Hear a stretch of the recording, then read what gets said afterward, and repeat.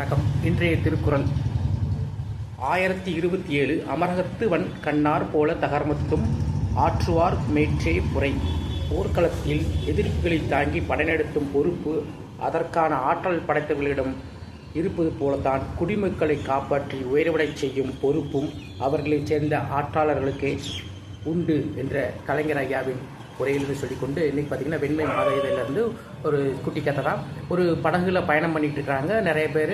அதில் ஒரு இளைஞன் வந்து அவன் போர் வீரன் போலுக்கு. அவன் போர் வீரன் வந்தோன்னா அவனுக்கு கையெல்லாம் பரபரன்று ஏதாவது செய்யணும், சும்மா உட்காந்து பிரயாணம் பண்ணிகிட்டு இருக்கிறதுக்கு ஒரு மாதிரி இருக்கிறாங்க. நான் ஒரு மிகப்பெரிய போர் வீரன், என் கூட யாராவது சண்டைக்கு வந்தீங்கன்னா நான் வந்து யார் சண்டைக்கு வரீங்க, எனக்கு சண்டை போடணும் போல இருக்குது அப்படின்னு சொல்லி அவன் சொல்கிறான். அப்போ அப்படி இங்கே அங்கே குதிக்கிறான், ஆடுறான், போடுறான், அவனுக்கு பரபரன்னு இருக்குது. அப்போ அங்கேருந்து ஒரு ஒருத்தர் எழுந்திரிச்சு, தம்பி இங்கே வந்து படகுல குதிக்காத வைக்காத, படகுக்கு குதிச்சுன்னா கவிழ்ந்துட்டுன்னா நம்ம எல்லாருக்கும் உயிருக்கும் ஆபத்து, நீ இந்த மாதிரி செய்யாத, நீ போர் வீரனாக கூட இருந்தாலும் பரவாயில்ல அப்படின்னு சொல்கிறாரு. அப்போது உனக்கு இவ்வளோ அக்கறை இருந்தால் என் கூட சண்டைக்கு வா அப்படின்னு சொல்லி அந்த முதியவர்கிட்ட வந்து அந்த போர் வீரன் வந்து இளைஞர் வந்து சண்டை போடுறான்.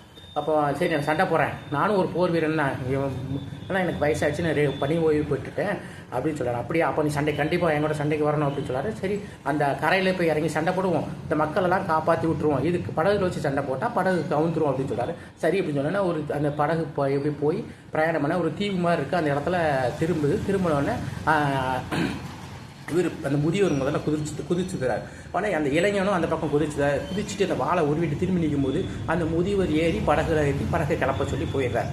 இப்போது படகு கிளம்பி போயிட்டுருக்கு. அந்த படகுல பயணிச்சுட்டு இருக்கவங்கன்னா, நீங்கள் மிகப்பெரிய போர் வீரர் தானே, வாள் எடுத்து ஒரே போட வேண்டியது, அந்த பையன் இந்த மாதிரி அகமாகமாக பேசிகிட்டு இருக்கிறான் அப்படின்னு.